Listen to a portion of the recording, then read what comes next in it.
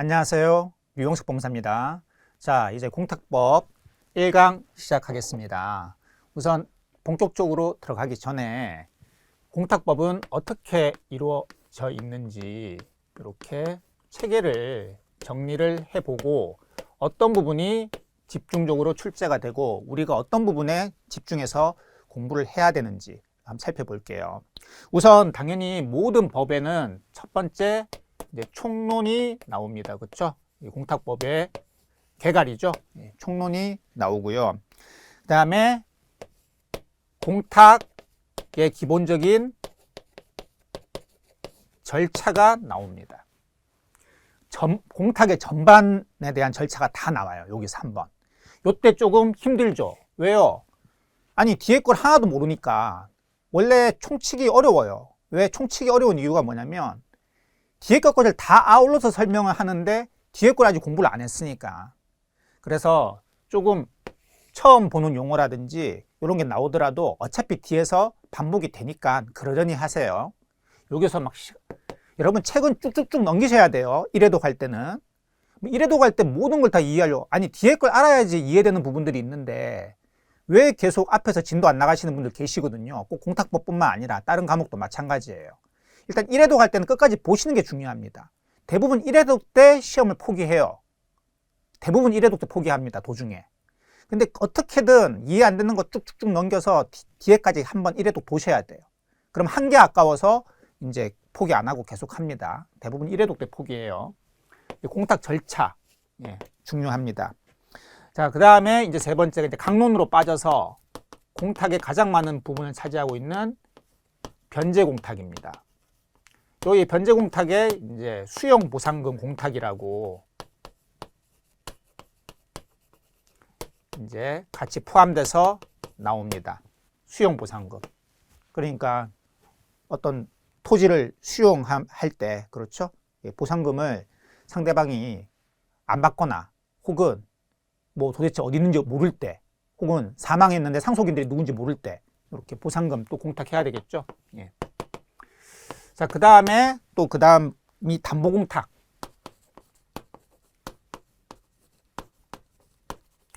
요 담보는 요 앞에 손해라는 말이 빠졌다고 생각하시면 돼요. 그러니까 손해를 담보하기 위해서 공탁하는 거예요.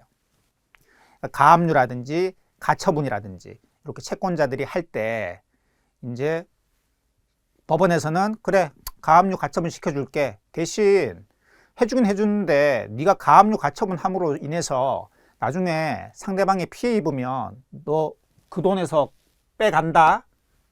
그러니까 담보를 좀 걸어놔라. 이렇게 손해담보공탁. 지금 무슨 말인지 이해 못할 것 같으면 그냥 그러려니 하세요. 민사집행법을 지금 공부하시고 이 수업을 듣는 분이시라면 다 무슨 말인지 알 거예요. 근데 민사집행법 공부 없이 공탁법을 처음 공부하는 사람들은 지금 제가 말하는 기본적인 가압류, 가처분 그게 뭐지? 라고 할 수도 있어요. 다 설명할 거니까. 그 다음에 집행공탁이에요. 집행공탁. 집행공탁. 솔직히 요거 알면 솔직히 끝나요. 솔직히 끝납니다. 공탁법은 합격 점수 충분히 나와요. 그다음에 이제 여기에 이제 공탁금보다는 요게 이제 섞인 거. 변제 공탁이랑 집행 공탁이랑 보통 실무상 요 두 개를 같이 해야 되는 경우가 있거든요. 요거를 이제 혼합 공탁이라 그래요. 혼합 공탁. 실무에서는 많이 하는데 시험에서는 별로. 왜? 그냥 요거가 섞인 거다. 요 정도 개념 알고 있으면 되는 거니까. 그리고 공탁금 지급 청구권 처분 이런 게 있고, 그러니까 공탁금을 회수하거나 출급하거나 다 무슨 말인지 다 제가 정리해 드릴 겁니다. 아무튼 이런 부분이 있고, 그 다음에 곁다리로 이제 보강공탁, 그리고 몰치공탁 이렇게 있는데 이게 답니다. 이게 다예요. 이게 다인데 제가 좀 전에 말씀드린 것처럼 요거, 요거 알면 끝이에요. 이거 곁다리예요, 곁다리. 곁다리입니다, 곁다리. 그리고 이런 것들을 요거 할 때도 다 설명을 해 드려요. 그러니까 별도로 요거 보기에는 그냥 곁다리로 가볍게 보시면 돼요. 출제 비율은 요게 한 40%고요. 예. 요게 30% 정도 되고요. 그리고 요거 두 개 합쳐서 한 30% 됩니다. 근데 요게 제일 중요해요. 여기에 이것들이 다 포함이 돼 있어요. 처음에 이거 공부할 때 좀 힘들어요. 왜요? 이거를 모르는 상태에서 공부를 하니까. 근데 그러려니 하라 그랬어요. 예. 요거 공부하고 요거 하면 복습하는 느낌 들 겁니다. 그리고 1회독 하고 2회독 할 때는 그래서 가장 중요한 부분이 이 부분이에요. 그래서 수업도 기본적으로 제가 이론 수업을 하죠. 그렇죠? 그런 다음에 또 같이 함께 이제 객관식 문제도 같이 한번 풀어보고요. 그 다음에 마지막 또 중요한 파트 정리할 때도 이 부분을 중점적으로 다시 한번 같이 한번 보는 식으로 수업을 진행하게 될 겁니다. 아무튼 이렇다. 체계 정리, 공탁법의 체계는 이런 식으로 이루어져 있고 출제 비율은 이렇게 돼 있다는 겁니다. 자, 그러면 한번 총론부터 가보도록 하죠. 철저하게 교재 중심으로 가겠습니다. 욕심 피우지 마세요. 책만 제대로, 이것도 많이 줄여드릴 겁니다. 제가 보라는 것만 보세요. 아셨죠? 자, 그러면 이제 책을 넘겨보죠, 여러분들. 이제 총론 부분부터 보겠습니다. 자, 1절 이제 개설인데요. 밑에 로마자 1번 공탁의 개념, 그 1번 공탁의 개념 및 사례 나와 있고요. 뭐 읽어보시고 기능 넘어가고요. 이 관계 법령에서 여러분들 형광펜 좀 칩시다. 첫 번째 점, 공탁은 반드시 법령에 근거하여야 하고 당사자가 임의로 할 수는 없다의 형광펜. 예, 반드시 법령에 근거해야 돼요. 당사자끼리 합의로 야 이거 우리 공탁으로 처리하자 안 됩니다. 반드시 법령에 근거해야 돼요. 그렇기 때문에 모든 공탁서에는요, 모든 공탁서에는 반드시 공탁 근거 법령을 적시하도록 되어 있습니다. 물론 실무에서는 대부분 전자공탁이거든요. 예, 클릭만 해주면 돼요. 예, 조문이 쭉 나와요. 그러면 그거 클릭해 주시면 돼요. 아무튼 근데 이 종이로 공탁하시는 분들은 옛날이죠. 이때는 공탁 근거 법령을 적어줘야 돼요. 변제공탁이면 변제공탁, 집행공탁이면 집행공탁, 담보공탁이면 담보공탁에 공탁 근거 법령을 적어줘야 됩니다. 모든 공탁 법령을 적시를 해줘야 됩니다. 그렇게 돼 있어요. 안 적으면 안 받아줘요, 공탁관이. 자, 밑에 그 판례 요거 좀 체크 좀 하죠. 자, 상가 건물의 임차인이 전 소유자인 임대인에게 가지는 유익비 여러분 민법은 공부하시고 지금 이 수업 들으시는 거죠, 그렇죠? 유익비 상환 채권이 뭔지 아시죠? 예, 임차인이 자기가 임차한 건물을 좀 유익하게 사용하려고 비용을 들인 거. 그래서 그 건물의 가치가 좋아졌을 때 임대인에게 청구할 수 있는 권리죠. 청구권이죠. 유익비 상환 채권을 위해서, 근데 이 건물이 경매가 됐네? 그러면 그 건물의 소유자가 이제 경락받은 사람이겠죠. 지금 용어가 바뀌어서 매수인이라고 하는데, 아무튼 옛날 판례다 보니, 옛날이니까 경락인이라고 하네요. 그래서 나 이 돈 줄 때까지 못 나가? 그게 유치권입니다. 그렇죠? 예. 다 민법 공부하셨을 테니까. 유치권을 행사하는 경우, 그 경락받은 사람이 야, 그래, 알겠어. 그 유익비 너 받을 거 가져가. 근데 상대방이 뭐 어떤 이유로는 안 받았겠죠. 돈이 뭐 차이가 난다든지. 그러니까 야, 내 이거 공탁 갈 테니까 그 유치권 소멸 내 이거 시킬게. 할 수 있느냐 이거죠. 바로 두 번째. 자, 밑줄 치세요. 민법 327조는 담보를 위한 공탁을 규정하고 있지 아니하므로, 예, 이 327조가 유치권이거든요. 여기에는 담보를 위한 공탁을 규정하고 있지 않아요. 그냥 돈을 주라고 돼 있지 공탁은 못 걸게 돼 있다는 얘기예요. 돈을 주란 얘기입니다.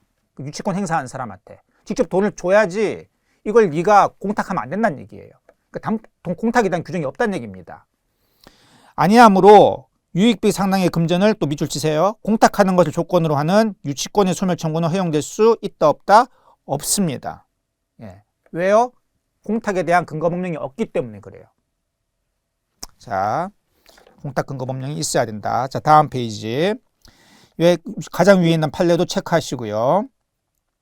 금전 채권의 채권자가 공탁 약정에 의해 지네들끼리 약정을 한 거예요. 약정에 의해서 채무자에게 공탁할 것을 청구할 수 있는지 소구.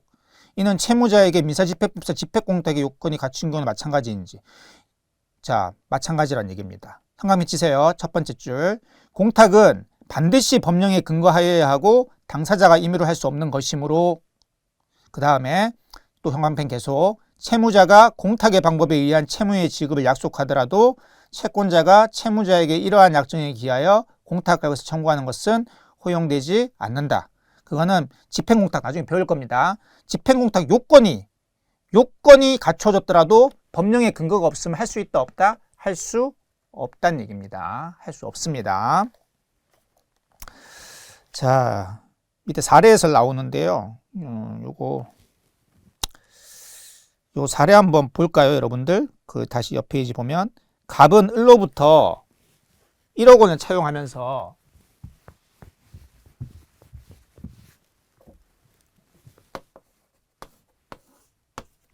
갑은 을로부터 1억 원을 차용하면서 갑 소유의 부동산을 이렇게 이제 근저당을 설정시켜 준 거죠. 채권 최고액은 1억 3천으로 해준 거예요. 근데 갑이 돈을 안 갚은 거예요. 그러니까 을은 이 근저당권 당연히 실행하겠죠. 예, 실행합니다. 실행이 뭐예요, 결국은? 이미 경매 신청이에요. 그렇죠? 경매 신청한 겁니다. 경매 전체 진행했는데 그런데 이 병이 이 부동산에 대해서 또 유치권이 있는가 봐요. 공사대금 채권에 대해서. 유치권 신고를 한 거예요. 아무래도 이게 원래 시가가 1억인데 이 병이 만약에 공사대금 5천만 원 유치권 행사하고 있으면 이 경매 가격이 어떻게 돼요? 떨어집니다. 그래서 을 입장에서는 이거 낙찰 제대로 떨어질까봐 가격 떨어지면 자기가 돈 많이 못 가져가잖아요. 아니 이게 경매 정상적으로 경매되면 1억인데 이 공사대금 채권이 5천이면 5천밖에 안 될 수도 있잖아요. 더 떨어질 수도 있어요. 유치권이 이렇게 있으면. 그게 이제 겁난 거예요. 예. 1억으로 되면 자기가 1억 다 받아갈 수 있는데. 그래서 얘는 요거를 담보공탁. 담보는 제가 앞에 손해라는 말이 빠졌다고 생각하라고 그랬죠. 손해담보공탁하고 유치권 소멸 청구하려 한다. 을이 담보공탁을 할 수 있는가? 자, 요거는 뒤에서 배웁니다. 그러니까 여러분들 밑줄만 이거 치고 넘어갈게요. 그 사례 해설 보시면 첫 번째 뒷부분 있죠. 제3자도 담보 제공 명령을 받은 자를 대신하여 공탁할 수 있다. 예, 제3자도 담보 공탁은 할 수 있습니다. 제3자도 담보 공탁은 할 수 있어요. 그 정도만 뒤에서 배우니까 체크하고 넘어가시고 이제 우리가 배운 거의 쟁점은 2번입니다. 을은 유치권에 의해 담보되는 공사대금 채권을 담보공탁하고 담보공탁은 할 수 있다 그랬어요. 근데 유치권 소멸을 청구할 수 있느냐? 우리 아까 봤잖아요. 유치권 그 규정에는 이 공탁 규정이 없다니까요. 할 수 있다라고. 그렇기 때문에 없습니다. 예. 그래서 유치권 소멸 청구는 할 수는 없다. 담보공탁에 공탁자는 될 수 있지만 그건 뒤에서 배우는 거고. 자, 그 다음에 로마자 2번 공탁의 기본 구조. 밑에 거는 볼 필요 없고요. 밑에 이 그림 하나 그려 놓으세요. 앞으로도 여러분들 수백 번 볼 그림이긴 한데 이제 공탁은 이제 공탁자가 있겠죠. 공탁하는 사람요. 그 다음에 여기 이제 공탁소가 있어요. 여기 이제 공탁관이 실제 처리를 하겠죠. 공탁관이 처리를 하고 당연히 이제 공탁을 받을 사람을 보고 이제 피공탁자라고 합니다. 이렇게 돼 있어요. 그리고 공탁자는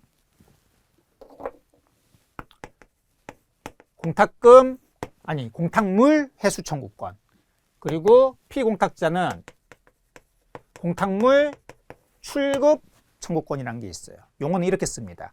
공탁자가 공탁을 했다가 뭐 착오라든지 이런 거 빠져가지고 다시 가져오는 거를 이제 회수라고 하고요. 정상적으로 공탁을 찾아오는 거를 출급이라고 합니다. 요걸 합쳐가지고 공탁물 지급 청구권이라고 합니다. 지급 청구권. 회수랑 출급이랑 합한 말이 지급이에요. 네. 요렇게 기본 구조는 이렇게 돼 있다. 이렇게 그림 하나 그려 놓으시고 요건 앞으로도 수백 번 더 보실 테니까. 자, 그 다음 페이지 넘어가서요. 2절 공탁 관계 법령은 X 치시고요. 예, 보실 필요 없고, 제가 보지 말라는 건 안 보셔도 됩니다. 예. 믿고 가세요. 그 다음 페이지 3절 공탁의 종류부터 보겠습니다. 자, 로마자 1번 공탁의 분류 보시면 1번 원인에 의한 분류 있죠. 그래서 변제공탁, 담보공탁, 집행공탁, 보관공탁, 몰치공탁, 혼합공탁 다 나왔죠. 제가 아까 전에 체계 정리해드리면서 다 설명드렸던 부분이죠. 그러니까 설명이 아니라 이런 것들이 있다라고 얘기 드렸죠. 여기서 변제공탁, 담보공탁, 집행공탁 이 세 개 알면 게임 끝이라 그랬습니다. 나머지 보관, 몰치, 혼합공탁은 짜투리 한두 지문 정도 나옵니다. 자, 변제공탁은 대도체 개념이 뭐냐? 예, 개념 형광펜 좀 칠게요. 변제공탁의 첫 번째 줄 형광펜 중간 부분에 채권자의 수령 거절, 수령 불능 형광펜, 그리고 뒷부분에 채무자의 가실 없이 채권자가 누구인지 알 수 없어의 형광펜. 예. 채무자가 돈을 갖고 싶은데 채권자가 안 받으려고 그러네? 왜 안 받으려고 그럴까요? 금액 차이가 있을 수 있겠죠. 예. 아니면 괘씸했어. 좀 이자를 더 받아내려고. 혹은 수령 불능. 예. 지금 도대체 돈을 갖고 싶은데 어디 사는지도 모르고 연락이 안 되는 거예요. 잠수 타버리는 거예요. 예. 예전에 그 조폭들이 이자 많이 받아내려고 일부러 돈 갚는 날 채무자들이 돈 갚으러 오면 사무실 문 잠가놓고 어디 잠수 타고 많이 그랬었거든요. 예. 왜요? 그럼 안 받았으니까 이자는 계속 쌓일 거 아니에요. 옛날에는 막 이자가 막 몇백 프로 이렇게 했잖아요, 1년에. 지금이야 뭐 여러분들 법정 최고 이율이 20%죠? 예. 그걸 초과하는 거는 다 불법입니다. 자, 채권자의 수령, 거절, 수령 불능, 그리고 채무자의 가실 없이 채권자가 누구지? 내가 임대인이에요. 근데 임차인이 내 건물에서 살다가 사망을 했어요. 그러면 이제 임대차는 이제 종료가 됐잖아요. 그럼 보증금을 줘야 되는데 상속인이 누군지를 알 수가 없어요. 어떤 사람이 와서 내가 상속인인데 돈 주세요 주면 됩니까? 큰일 납니다. 정말 그 사람 한 명밖에 없으면 상관이 없는데 다른 상속인이 나중에 나도 상속인인데 그 돈 왜 다 줬냐고. 그럼 어떡합니까? 큰일 나요. 또 줘야 돼요. 그래서 공탁을 하셔야 되는 겁니다. 그런 경우 예를 들면 이런 공하는 게 변제공탁이고, 그리고 담보공탁은 제가 아까 설명드렸다시피 그 첫 번째 줄 뒷부분 형광펜 칠게요. 피공탁자에게 발생할 손해배상 채권을 담보. 예. 손해를, 그러니까 제가 아까 예를 들어 가압류 가처분이 실무에서 가장 많다 그랬죠. 가압류 가처분을 해주는 대신에 너 지금 보세요. 갑이 을에게 나 돈 1억 받을 거 있습니다. 1억 을한테. 그럼 소송 걸어야 되죠. 근데 소송 걸기 전에 이 을한테 부동산이 있어요. 이렇게. 나중에 소송 걸었는데 그 사이에 이 사람이 자기가 재판 질 것 같으니까 이거를 다른 사람한테 팔아버리면 어떡합니까? 그렇죠. 그러면 이 부동산에 대해서 소송을 걸기 전에 소송 중에 가압류를 딱 묶어놔야 돼요. 꼼짝마. 그래야지 나중에 소송에서 이기면 이 부동산에서 이 가압류를 이제 압류, 즉 강제경매 시킬 수 있거든요.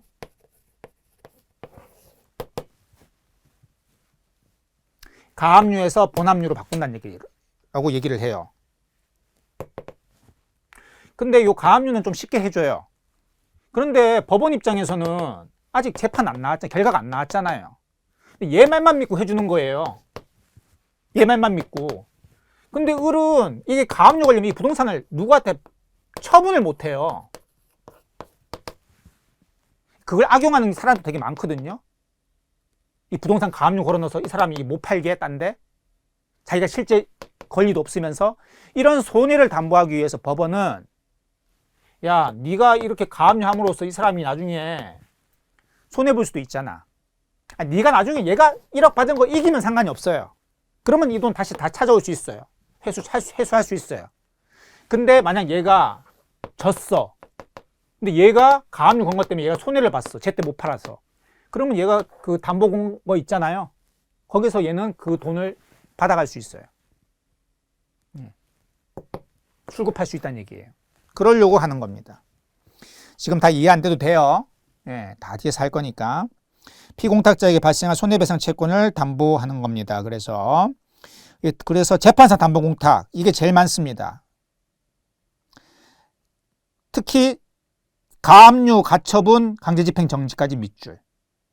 여기 실무에서 가장 많아요. 여러분들 이제 법무사 합격하고 법무사 일 하시면 요게 가장 많아요. 가압류, 가처분, 강제집행 정지 엄청 많이 하시거든요. 하실 때마다 이 담보 공탁을 여러분들이 하셔야 돼요.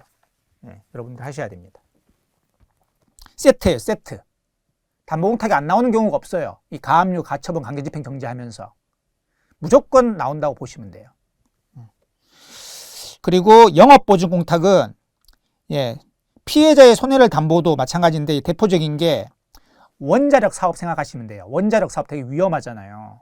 그러니까 혹시라도 이게 사고 나면 피해자한테 보상을 해줘야 되는데 그때 가서 이 사람이 돈이 없을 수도 있잖아요. 그러니까 이런 위험한 사업을 하려면 미리 얼마 돈을 걸어놔라. 이렇게 담보공탁을 미리 해놓는 거예요. 납세담보공탁 뭐 이런 게 있다. 만 이해하시면 될 것 같고 집행공탁은요. 두 번째 줄 중간 부분부터 밑줄 목적물의 관리와 집행법원의 지급 위탁에 의한 집행 당사자의 교부. 집행공탁은 여기 계속 나오는데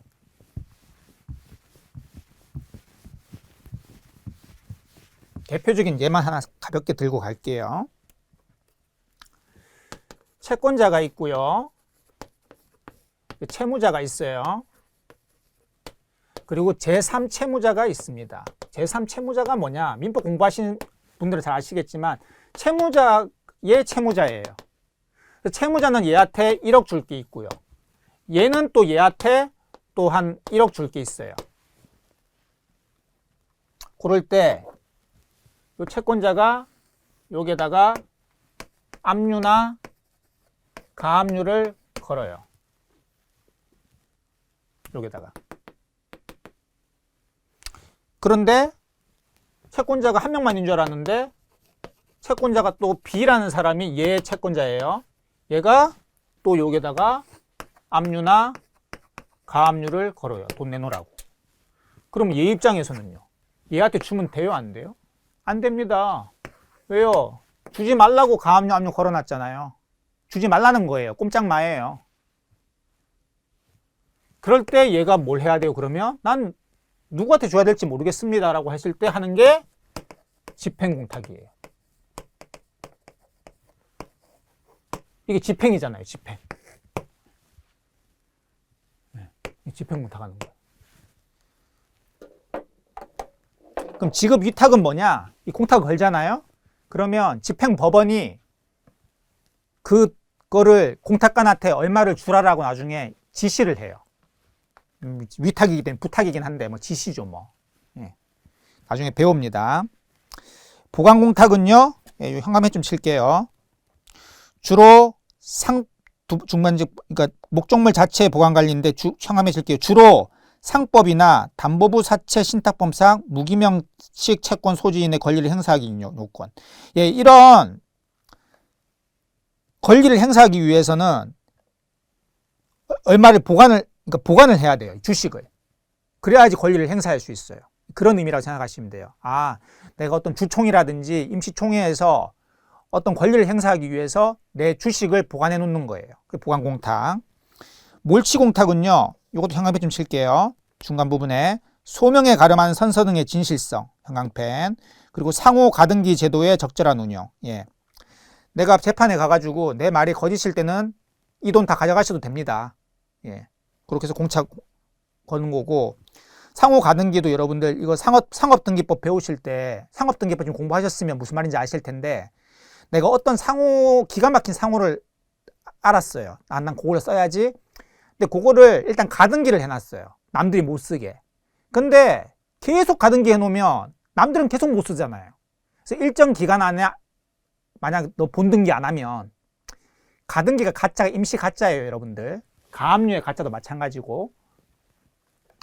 너 이거 가등기 몇 년 안에 해야 돼. 본등기로. 안 하면 너 돈 뺏어갈 거야. 할 때 하는 공탁이 몰치공탁입니다. 이런 개념만 이해하시면 되고, 혼합공탁은 제가 말씀드렸죠.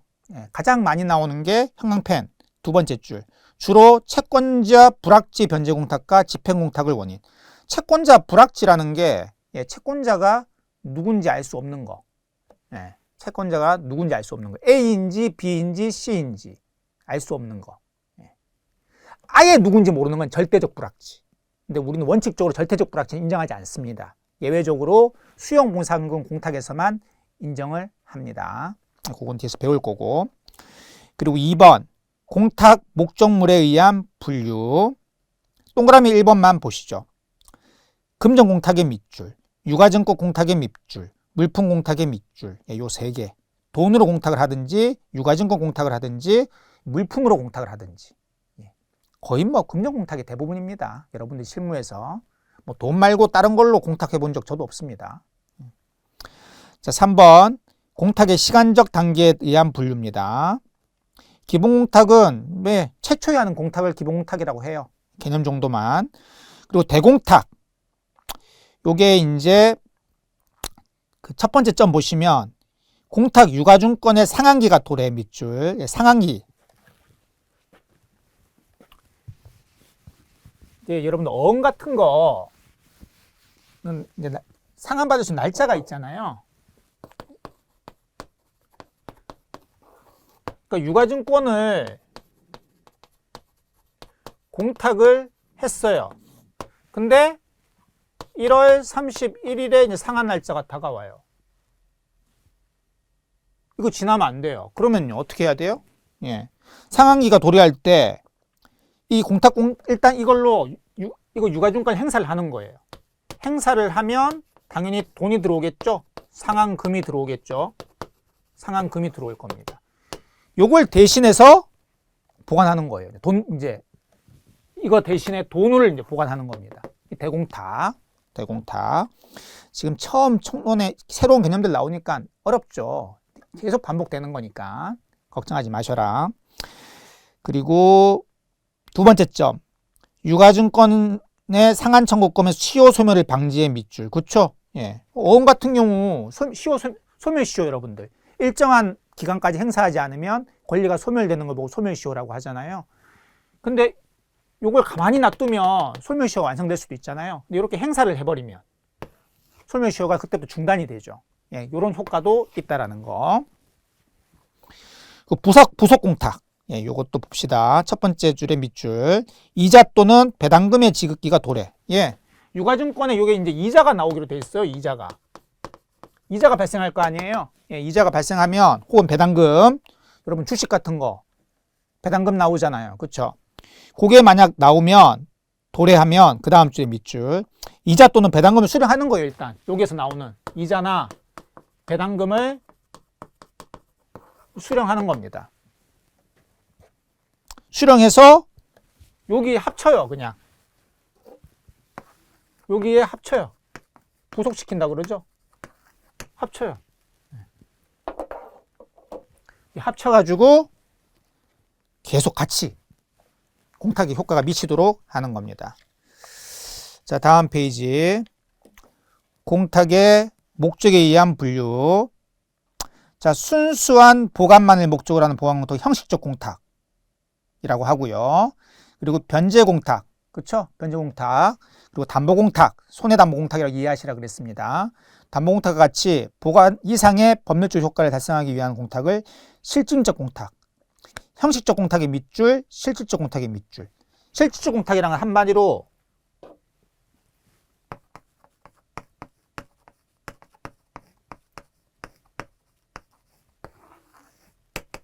돈 받기 위해 하는 공탁인 겁니다. 우리가 공부하는 대부분은 돈 받기 위해 하는 거예요. 돈 받기 위한 거. 실질적 공탁이에요. 순수하게 보관만 하는 공탁, 아까지 우리 뭐였죠? 내가 어떤 주총이나 이런 데서 권리를 행사하기 위해서 주식이나 채권을 보관하는 거였죠? 예. 그런 거 말고 그런 건 짜투리니까 실제 시험에서는 실제 우리가 공부하는 거는 실질적 공탁입니다. 예, 여기까지 살펴보고 조금 쉬었다가 계속 진행하도록 하겠습니다.